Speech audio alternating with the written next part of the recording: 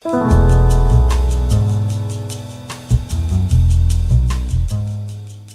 are you? I'm fine, thanks. How are you?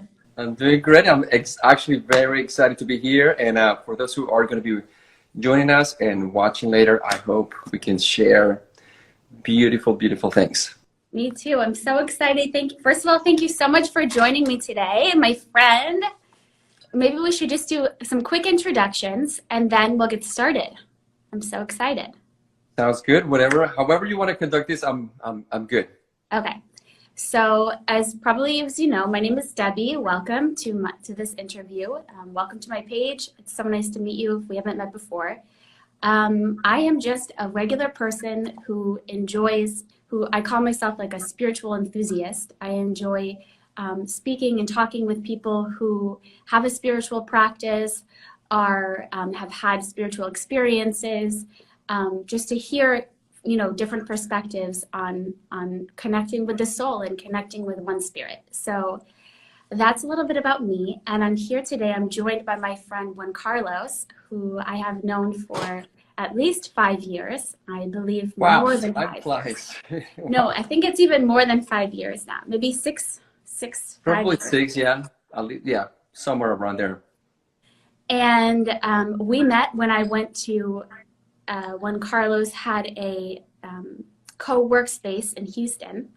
And I had just moved to Houston, and I walked in there one day to just check it out. I was looking for a space to work. And I instantly felt like Raul, if anybody here knows Raul, he was working there. He gave me a tour, and I immediately felt like super connected to the vibe of the place, the energy. And I said, like, whose place is this? And then sure enough, like 5 seconds later, you walked up, and the rest is history. We became friends. So Juan Carlos, for anyone who doesn't know, he is, I would say, a healer of sorts. I know that he's very much into healing Juan Carlos, I know you're very much into healing the body, from the inside out, working with herbs, working with different natural remedies.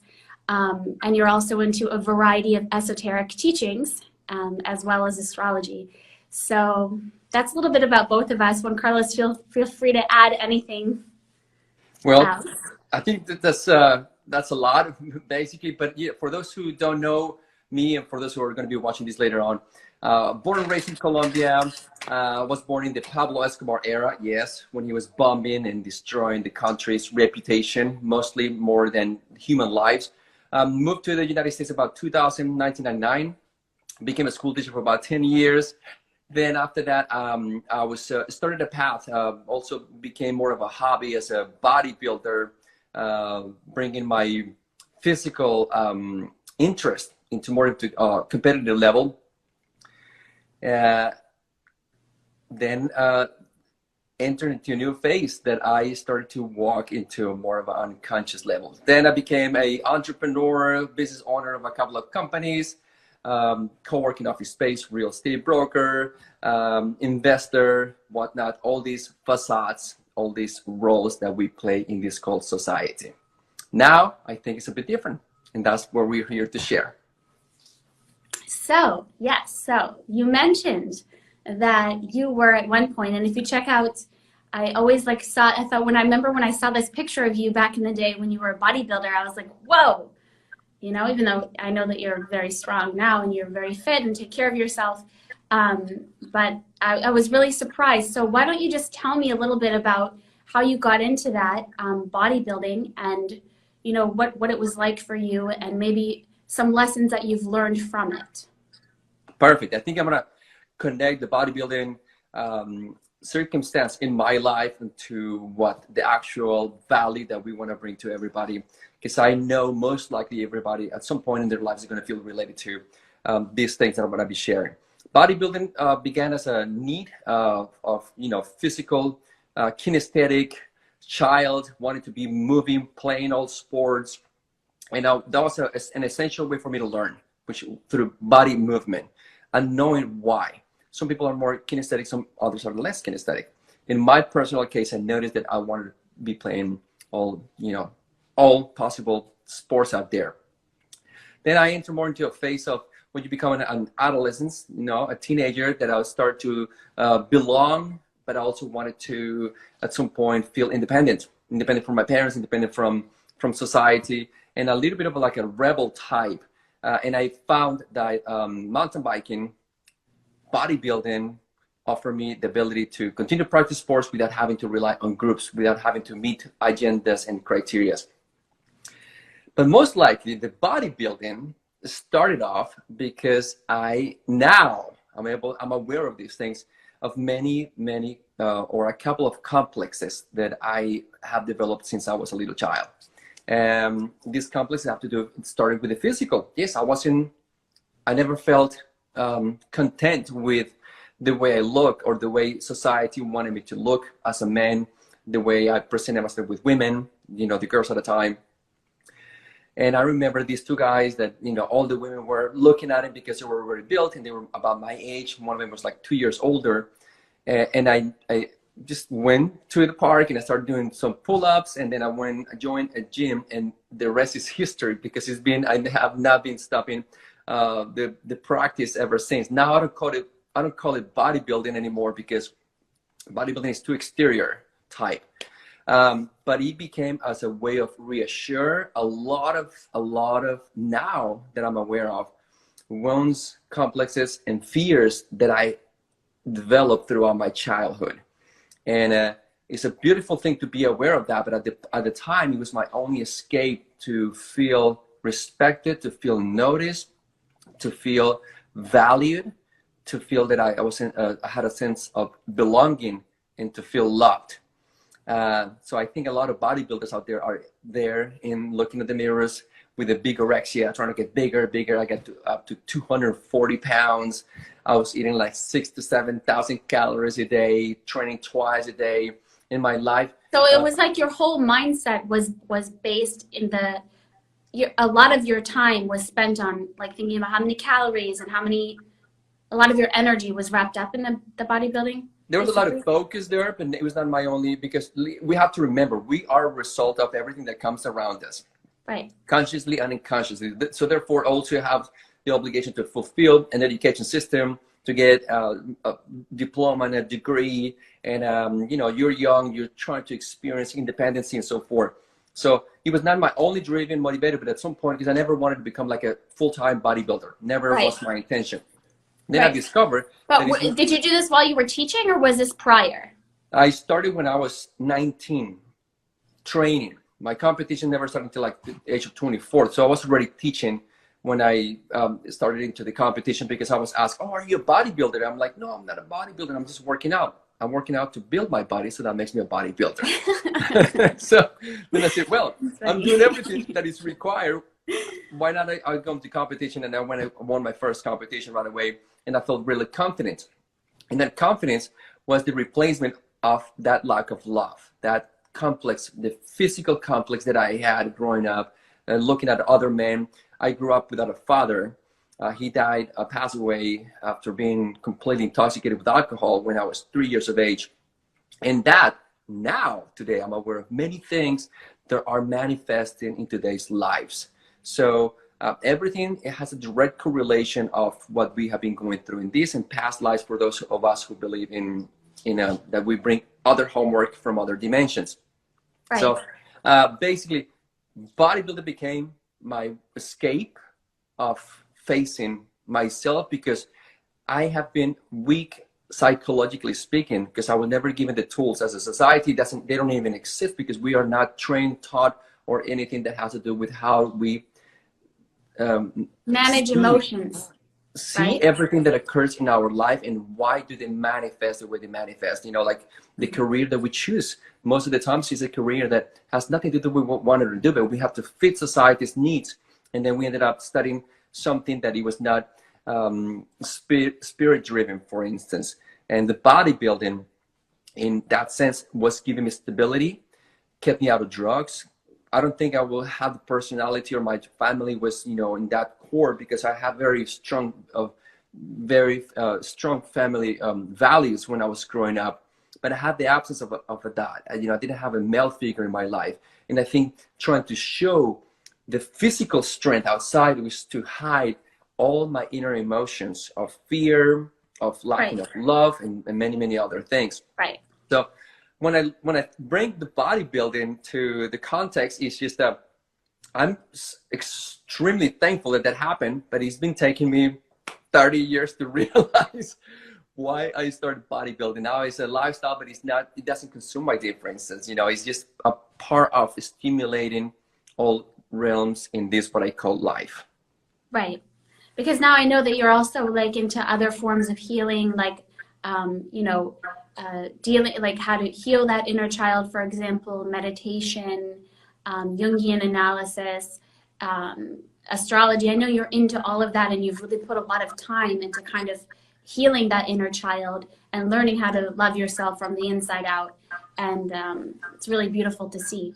So speaking of that, my second question has to do with,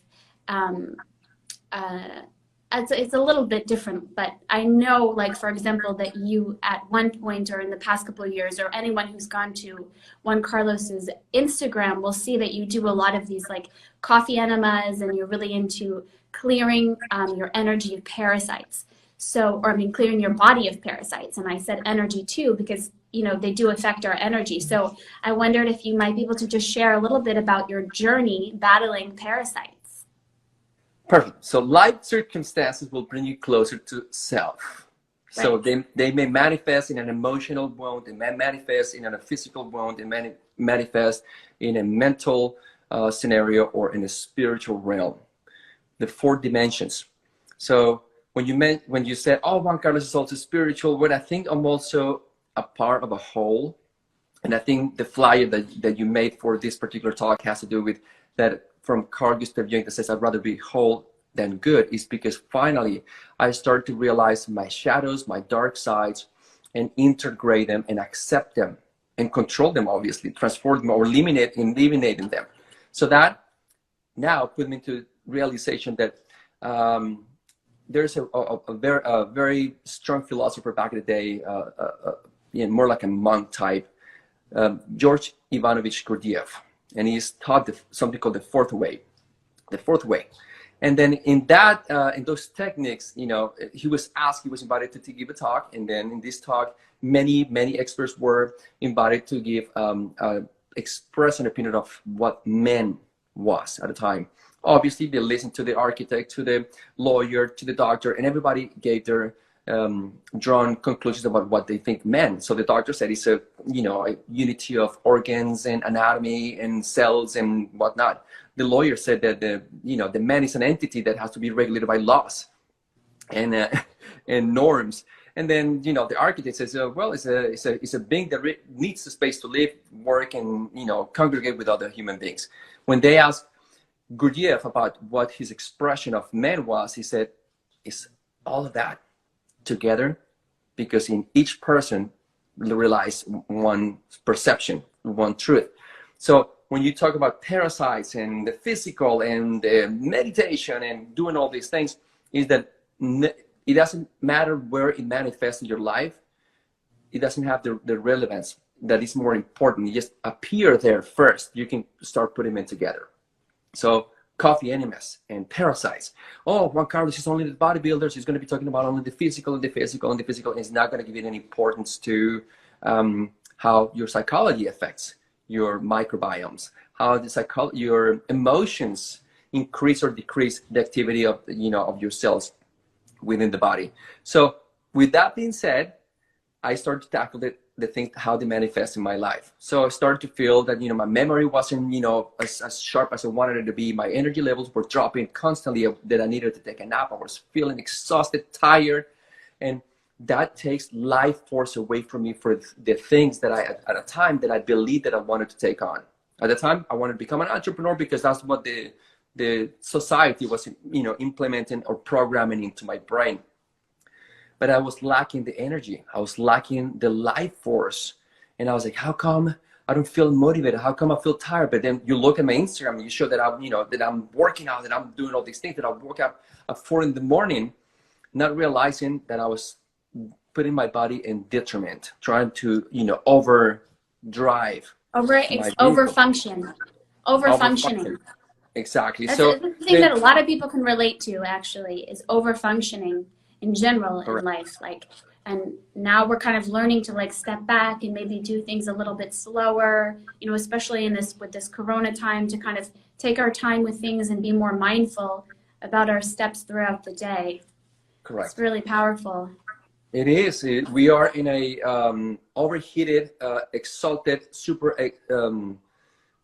aroused system per se, and that doesn't allow the antagonic system, which is the relaxation, the stillness, the quietness that is required for the complementary processes.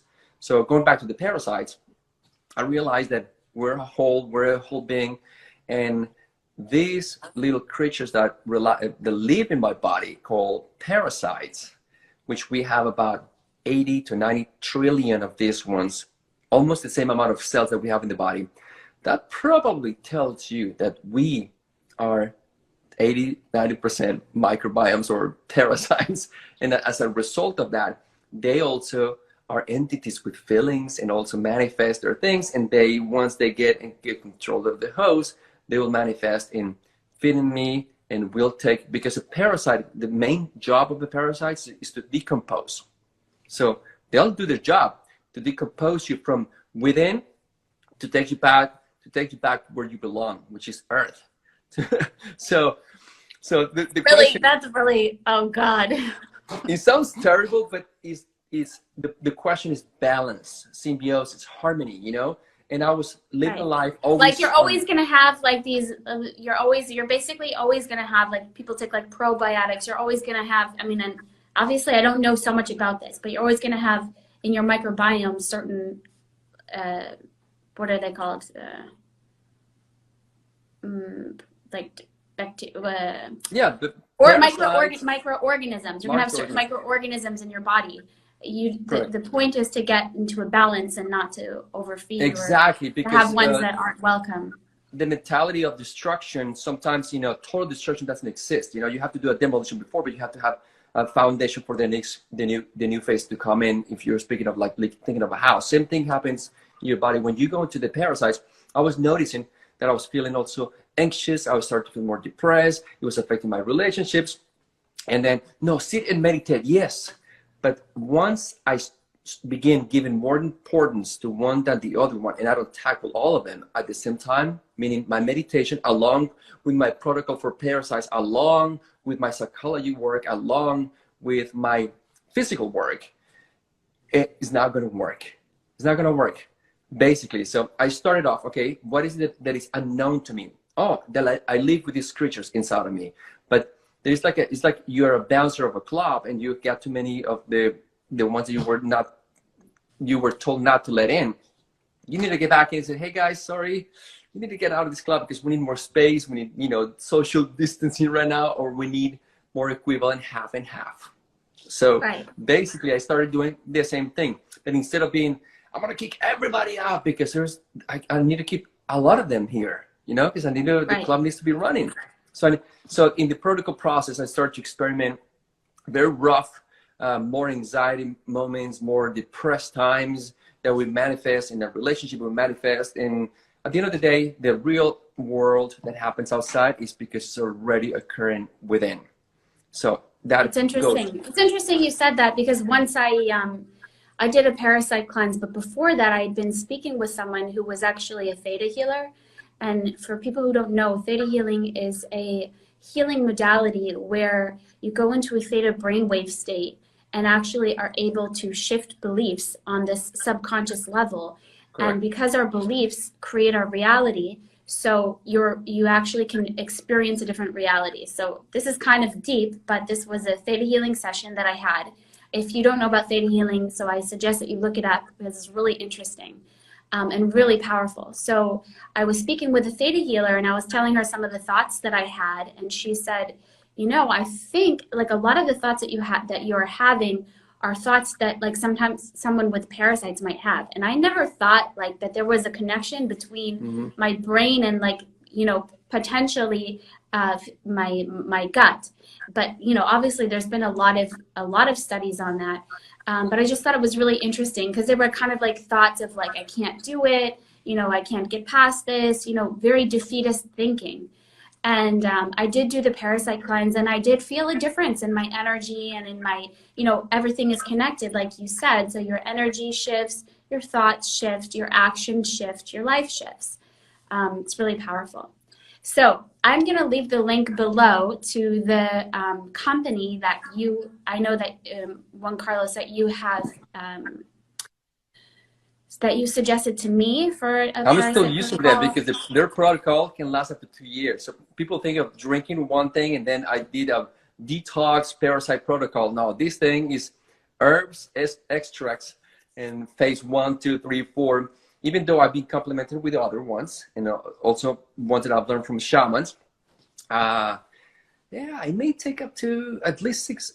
I mean, if it took you 30 years to get where you are, don't even think that it's in 1 week. It's going to be all over. No, I'm not saying that, and I'm not saying that the cleanse that I did was sufficient. I know that there's a lot more intense ones, but I'm going to leave the company the company of the company that you suggested to me. I'm going to leave it in the comments below. Perfect, beautiful. Now, I want to move on to our last question because I know that we don't have so much time, but and this is about.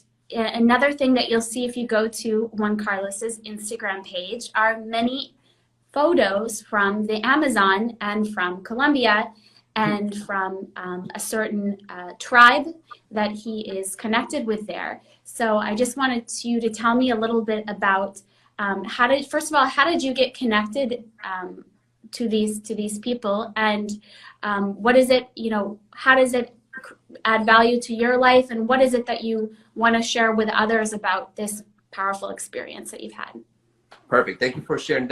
I get excited to talk about this beautiful experience. Number one, I'm going to take the sense of feeling unique. We are all unique, but we are all part of everything all together. And we're also responding to forces that are influencing humanity right now. So I'm also feeling that I'm going along with those waves. If you notice, more and more people are talking about going and spending time with shamans. And, we never spoke about these things 10 years ago. 10 years ago, it was a very secretive, group that will go to the jungles and experience something like that. Right now, it's more and more known. So that responds to me tagging along, basically. I was born in Colombia. I speak Spanish, so it was a lot easier for me to say, hey, I moved out of Colombia with a total level of unconsciousness and ignorance of the resources within my country. Then life circumstances, synchronicity started to bring live events and people to my life to say, hey, I'm from Canada, but I was in Peru. Oh, I'm from Mexico, but I was in Mexico, and exploring with, shamans and tribes from Colombia. So the curiosity began more of a life quest to say, what is it that plant medicine can do for you? What is it about psychedelics? And what is it that has to do with my spiritual growth or my barely about to begin inner child healing, my psyche healing, my inner healing that I feel that it just barely began last year in 2020. Even though I've been trying to push it for the last 2020, for the last 10 years, it began.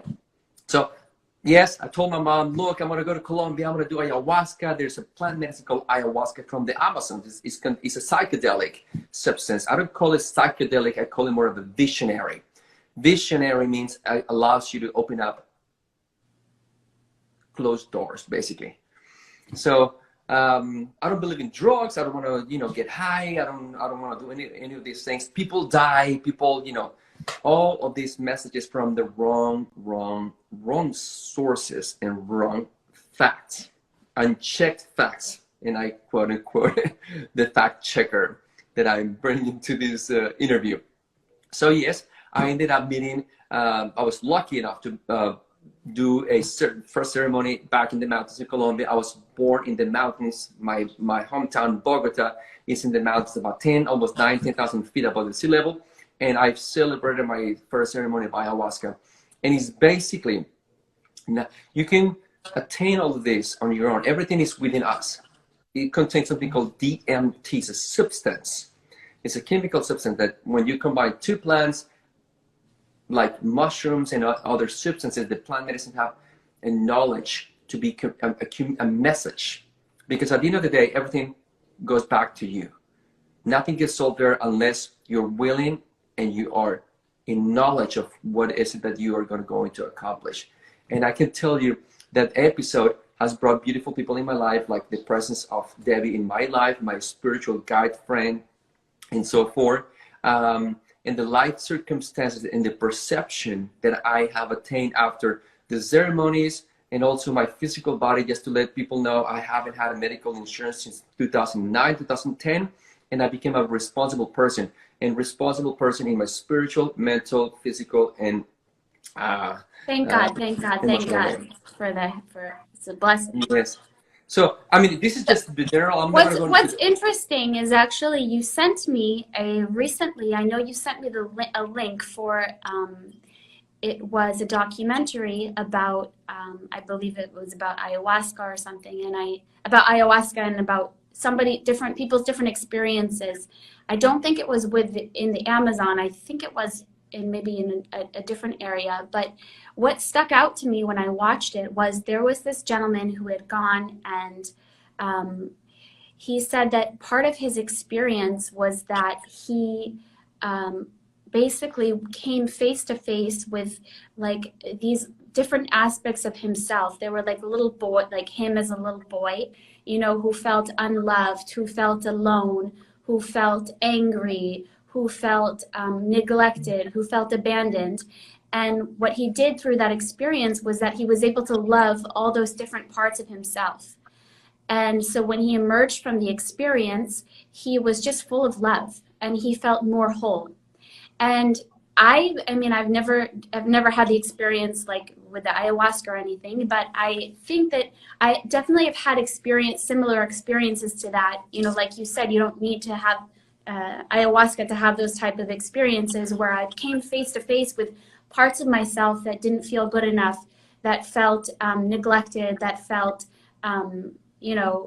shame, and to bring love there, and to hear him say it in that video was so powerful, because then he was kind of narrating the whole thing, and he was just beaming, just full of love and full of connection, and feeling the person next to him and connecting with his family in a different way, and just enjoying his life, like living with this open heart. So that's what I took from, that link that you sent me. It was really powerful, because I feel like also a lot of people have been going through a process similar to this, recently, like dealing with shadow aspects and coming face to face with, why am I so triggered by this situation? Coming face to face with our fears and learning how to really love ourselves through it and come out to be these more whole beings. Right. So I found what you sent me really powerful, and I know your experiences of there, probably what you're telling me is not even like, scratching the surface of what you've experienced, but it's certainly powerful, and it's certainly part of, I think, this kind of healing that we're going through individually and collectively. Yeah, one thing that I like to add, from that experience, I don't like to share my own experience, because it kind of like creates a little bit of stimulation of people's perception. So it's best, as one of the shamans said, "Oh, you want to learn ayahuasca?" And I said, "Yes." And he said, "Here, drink it." He never said a word about ayahuasca. He said, "Here, it's a pragmatic life experience. Experiential. Only self will discover it. Not no teachings, no books, nothing, because I don't believe in that type of learning experience." But the one thing that the indigenous people do is that there's no separation of the psyche, there's no separation of the physical realm, which is the body. And whenever they do a ceremony, it's always a ritually, and it's also a parasite detox in a way, because there's a purge process, a purge stage throughout the ceremony, where you could be vomiting, you could be also having diarrhea, and in the physical realm, you manifest and you feel weak, depending on you. It's not equal for everybody. It's not equal every time you do it. I've done quite a number of them, and they all have manifested in a different way.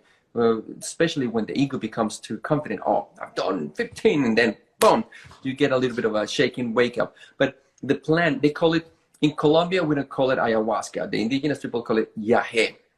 So that's more meaningful to me, yahe. It's just another word, basically, another phonetic word for the same entity. And they believe that the medicine, that's how they call it, the medicine, once it enters into the body, is going to do, number one, understand that the only reason that you're not able to connect to yourself, and therefore the higher dimension called the cosmos and the divine and God and everything, is because you're toxic, and toxicity covers. It's like your pineal gland gets, clotted with a lot of calcium, and it needs to be shaken away. It needs to be like the battery horse has to be completely clear out. So the first thing that the plant medicine will ask you to do, because you do everything, is get all these physical toxins is as soon as possible, which is debris gotta come out of the body, which is, you will have diarrhea if that's needed, or you will have vomiting, you will have both of them, and so forth. Yes, sounds terrible, but it's not as bad. It's not as, I cannot tell you until it's part of the cleansing process. The first. Then, when the plant has noticed and realized, then the plant will tell you, oh, is this what you want to do? You want to enter into an altered state of higher levels of consciousness? The plant goes, the way I metaphorically speaking, is that goes and opens the door and says, go walk the door. Whatever door is in your willingness to cross the path, a memory, an abusive situation, you name it. Like dealing with it can help a person deal with their trauma, basically. Your trauma, your addictions, your pain, your wounds, everything else. So that's why it's so beautiful, because they don't say, because we here in the West, I'm just gonna clear all my parasites, not realizing that they're also beings. They're also creating, they're also manifesting energies within ourselves. So they go into a ceremonial part of it. And I think that's the biggest attribute, that they don't separate the body and the soul. They make it intertwine. And secondly, speaking of the plant, it's just a reminder that it's an awakening calling for you to see the unseen, or what you have not been able to see before in your life. Right. I also believe, I have to put this out there, that just for anyone who's watching, that this kind of like spiritual awakening, or these kinds of awakenings, can happen anytime, because I believe that we're always, our soul is always available to us. There are no matter where we are, we're always connected to that. We always have that divine light inside, and we can always kind of like find that connection. Correct. But and one of the ways, I think, for me, is a great way where I connect is when I go out for a walk out in nature. So I wanted to ask you about, because I know that whenever I see on your Instagram, you're always like out, playing music by a pond, or connecting with trees. How does nature play a role in your daily life and your feeling of connection? Thank you. That's a beautiful question. It's always been there for all of us. It's always been there. In my way, it really manifested in an intellectual way after my sister, that she's endured many physical trials, illnesses, and so forth, that is getting us closer to consciousness. I started to realize, and I got a book from, I think it's right here on my bookshelf, written by a lawyer in the 1800s, between late 1800s, beginning of 1900s. And he became after that, he became a doctor. And in this book, is the title of the book in Spanish, is from Chile, is Natural Medicine to the Rich, or at the Rich to Everybody. That would be like kind of like the translation, which means the medicine is available to you for free. And then he says that the urban man, this is in the 1800s, he wrote all of this for the modern man, for all of us, to get the sense of what it was coming. And he said that the urban man is destined to illness, because we have created a world of isolation, not understanding that our world is integration and full adaptation. That's why we're the weakest species out there. One night out in the rain and we die. And you have the birds and the rats. God forbid. God forbid. In a cold rain, like right now in Houston, Texas, one night out and it's over. I'm telling you, it's over. We cannot sustain cold. We cannot sustain heat. We cannot sustain natural conditions. We have removed that because we created a system of life, of isolation, where we have a lot of concrete, a lot of protection, a lot of metal around that disrupts our antennas to have a higher connection with self and with everything else. Right. So getting out in nature can really help us to like strengthen those antennas and strengthen your connection. And Thank you being for around complimenting trees, what I was especially, trying to I say. believe, trees especially are really powerful. Exactly. So being out there is necessary. Yes. So I know that we've gone way over, but I wanted to thank you so much for joining me today. And I wish you a lot of love and light on your way, and peace to everybody who's watching. Thank you so much. Thank you, Debbie. Thank you, everybody else. And I hope this resonates with you. Thank you. Thank you. Okay, bye-bye.